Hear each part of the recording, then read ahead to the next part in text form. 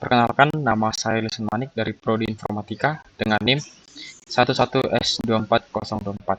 Nah, pada saat ini saya akan menjelaskan dari hasil tugas saya pada week pertama. Yang pertama itu dapat kita lihat. Nah,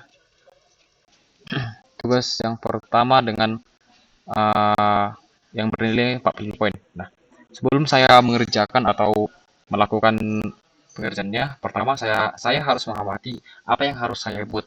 Nah, pada soal nomor satu saya lihat uh, tipe soalnya tipe soalnya membutuhkan berupa penggunaan if else yang akan kita eksekusi di akhir nanti.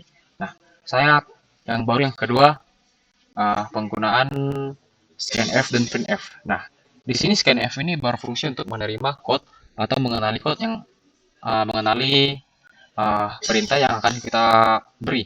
Sedangkan printf ya ialah sebuah eksekusi atau mengcompile apa yang diterima pada scanf. Nah, dapat kita lihat pada code-nya. Yang pertama itu kita lihat di bagian perpustakaan atau library-nya, yaitu include studio. Nah, ini pasti pada awal atau setiap code yang akan kita eksekusi pasti memiliki library dasar, yaitu include studio. Baru kita masuk integer main. Nah, kenapa ini integer jumlah barang? Nah, jumlah barang ini termasuk dalam kategori angka. Maka saya menyebutnya dalam kategori integer. Nah, yang kedua itu float. Float berupa sama juga dengan integer, namun float ini perbedaannya ialah dapat membuat atau menerima angka yang berupa nilai bilangan desimal. Nah, alasan kita membuat pertama di awal yang berupa integer dengan float ini supaya di code yang di bawah ini yang kita buat yang berupa integer tidak perlu lagi menambahkan integer. Nah, seperti 50.000 atau 100.000 yang berkaitan dengan jumlah barang. Sama juga dengan harga per barang, harga awal, potongan, dan selanjutnya. Nah, jika kita memasukkan harga per barang, nah kita tidak perlu lagi membuat yang namanya float. Sama juga dengan integer. Lalu kita masuk ke bagian scanf dan printf. Nah, scanf pertama itu dapat kita lihat dengan berhubungan dengan meminta atau kita akan menginput jumlah barang yang akan kita beri. Nah, jumlah barang ini kan yang akan kita input itu contohnya 3, 4. Nah, di sini kita tidak perlu membutuhkan float, maka kita memberi integer aja. Nah, scanf persen %d. Nah, persen d ini merupakan persen d ini merupakan yang mendefinisikan angka integer atau bilangan bulat. Nah, dan jumlah barang. Nah, dan ini artinya ialah yang telah kita pelajari yang berupa alamat atau tempat barang atau tempat code yang akan kita input selanjutnya. Baru printf. Nah, printf ini berupa pengeksekusi dari scanf yang di atas. Nah, printf ini yang berupa perintahnya nanti kita compile yang berupa masukkan jumlah barang. Lalu yang kedua itu scanf. Nah, yang kedua itu pada harga barang per barang. Nah, kita lihat pada perintahnya ini kita melihat pada persen %f. Nah, persen %f ini sama juga dengan float. Namun agar dapat dieksekusi kita perlu melakukan persen %f dan dengan menambahkan alamat yaitu dan harga per barang. Dan harga per barang ini dapat kita lihat di float yang pertama yaitu harga per barang. Setelah itu kita eksekusi dengan printf, masukkan harga barang tadi.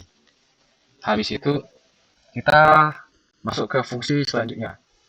Nah, tentu sebelum kita masuk ke fungsi if else, saya perlu di sini membuat yang namanya perkalian, yaitu jumlah barang yang kita input tadi dengan harga barang.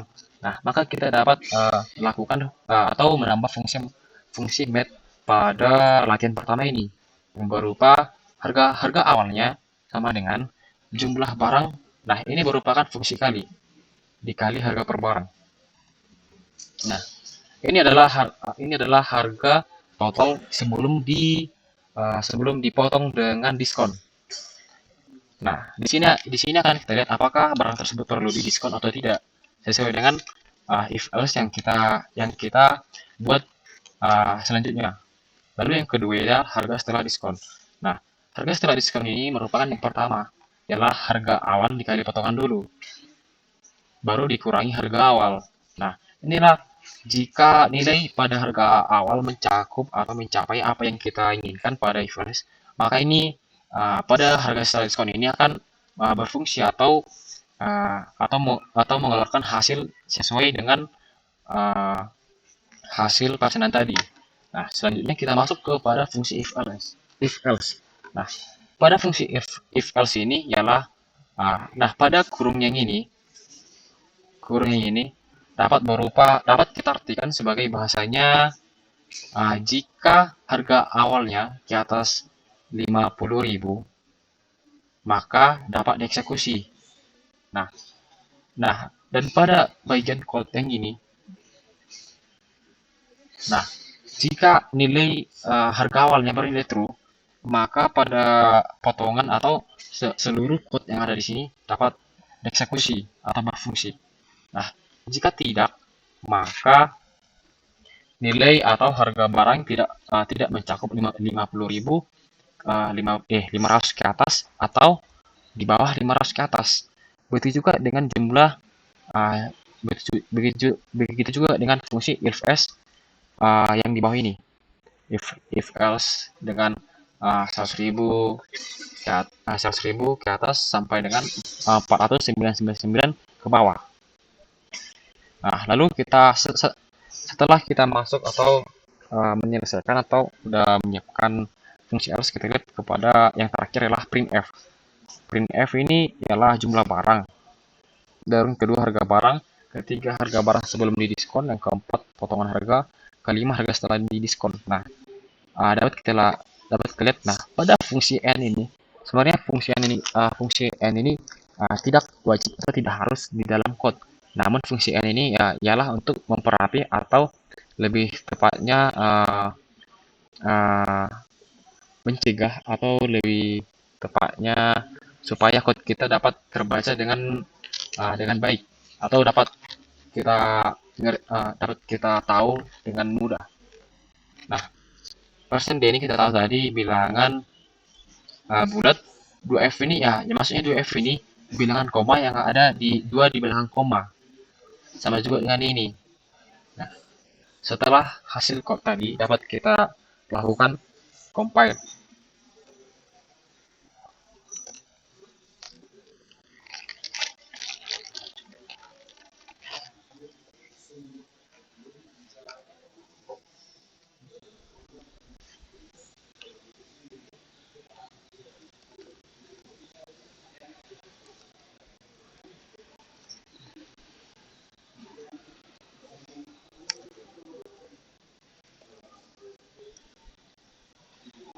Nah, yang pertama yang perlu kita input ialah jumlah barang. Jumlah barang yang kita input berupa 5 barang. Selanjutnya masuk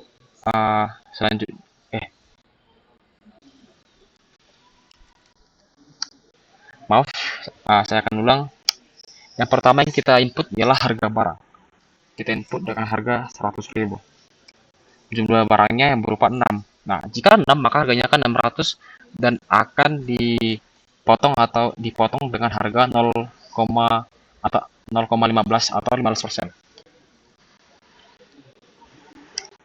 Nah, di sini tertera harga barang yang pada baris kedua, jumlah barang yang baris ketiga, harga barang sebelum didiskon,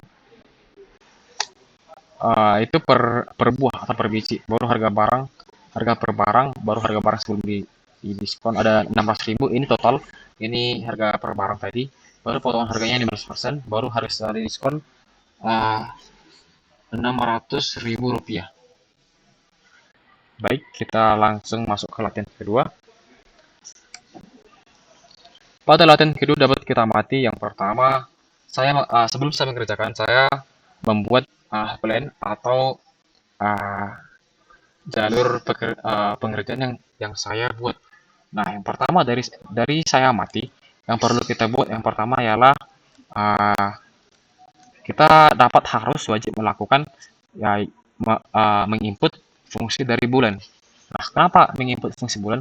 Nah, pada soalnya diminta jika kita memasukkan level 1, maka kan diminta sekian. Dan begitu begitu juga dengan level selanjutnya sampai level 5. Nah, maka pada fungsi ini saya menambah library ialah fungsi bulan. Nah, setelah itu saya memasukkan baru yang kita lihat di bawah ada void. Void ini bertujuan supaya agar tidak melakukannya yaitu looping. Nah, kita lihat pada display menu integer level. Nah, integer level ini ya ialah fungsi yang berupa level 1, 2 sampai 5. Nah, ini ada fungsi bulan, bool is valid, false. Nah, pada fungsi ini dapat kita simpulkan atau kita lihat jika jika input yang diminta itu level 1, maka uh, semua code yang ada dalam buka kurung ini akan dieksekusi. Maka akan hasilnya print staple food unit site dishes. Begitu juga dengan level selanjutnya 2, 3, 4 dan 5. Nah, baru terus kita lihat pada jika tidak atau di luar dari level 1 sampai 5, maka uh, outputnya akan error atau tidak keluar sama sekali. Maka kita lihat pada integer levelnya. Jika kita print, ini yang merupakan uh, scanf ini merupakan input atau fungsi yang akan kita beri yang berupa angka angka bilangan bulat. Nah, setelah kita memberi scan, maka kita akan melakukan print. Nah, print ini akan memprint dari input yang kita beri dari scan tadi. Maka dapat kita lihat dari displaynya yang berupa level. uh, kita lakukan compile.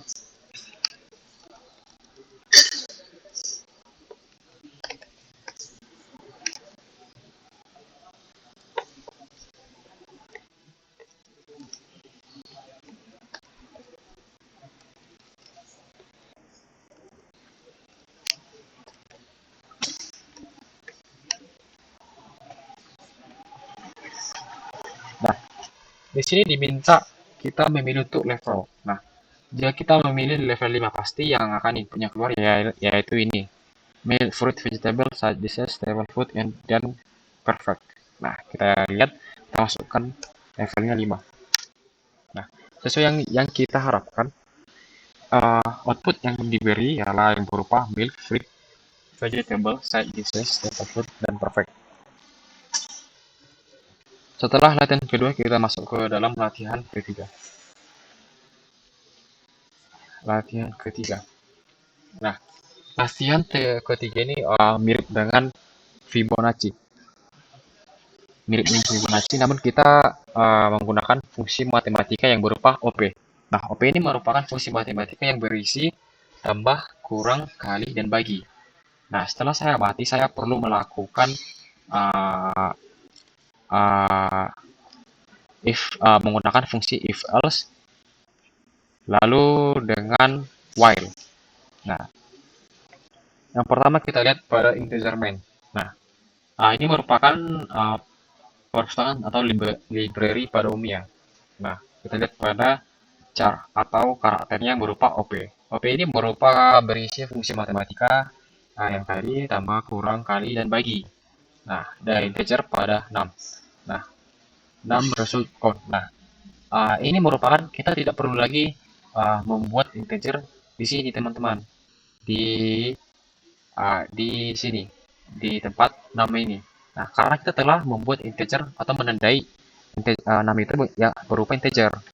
Nah, jadi kita tidak perlu menambah integer di setiap ada kata 6 dan count.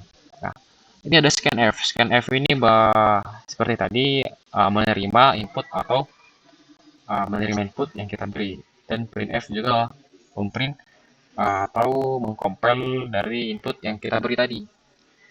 Scanf, %c, dan op. Nah, %c ini artinya adalah char atau karakter. Nah, ini teman-teman dapat kita lihat kenapa kita buat uh, ini berjarak supaya tidak salah baca atau tidak menyamakan dengan yang ada pada printf ini.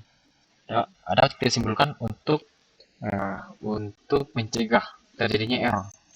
Nah, dan pada di bawah ada %c dan n. Nah, n ini dapat kita ketahui untuk memperrapi output yang kita terima atau dapat kita simpulkan untuk mempermudah kita untuk membaca dari output yang kita beri input tadi. Nah, masuk kepada fungsi if else. Nah, seperti biasa ini fungsi matematika tadi, jika kita memberi input yang berupa tambah, berarti ini bernilai true. Nah, jika ini bernilai true, maka semua code yang ada di dalam kurung ini akan dieksekusi. Sama juga dengan fungsi if else yang di bawah ini. Jika kita memberi input kurang, maka code yang ada pada ini akan dieksekusi. Lalu kita lihat pada while. Nah, ini berfungsi sama juga seperti di atas, berupa fungsi yang berupa kondisional. Nah, kita perlu membuat ini supaya nanti output yang kita beri tidak berkelanjutan.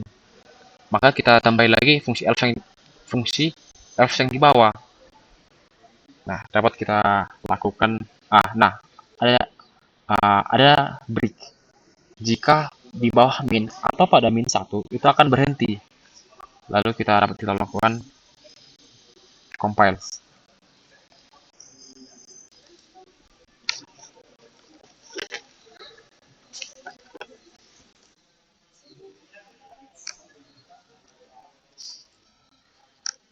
Nah, baris pertama itu yang perlu kita beri yaitu berupa tanda matematika. Seperti saya ingin membuat kali.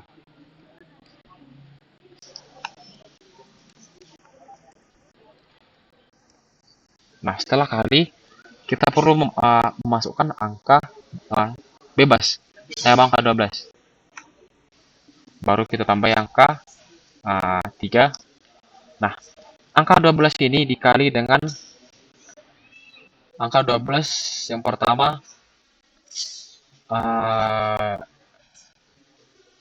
dikali dengan angka 1 yang berupa menghasilkan 12. Nah, ketika saya memasukkan input 3, nah 12 akan dikali dengan 3 yang berupa hasilnya 36. Nah, pada latihan ketiga ini mirip dengan Fibonacci. Baik, sekian dari penjelasan saya. Terima kasih.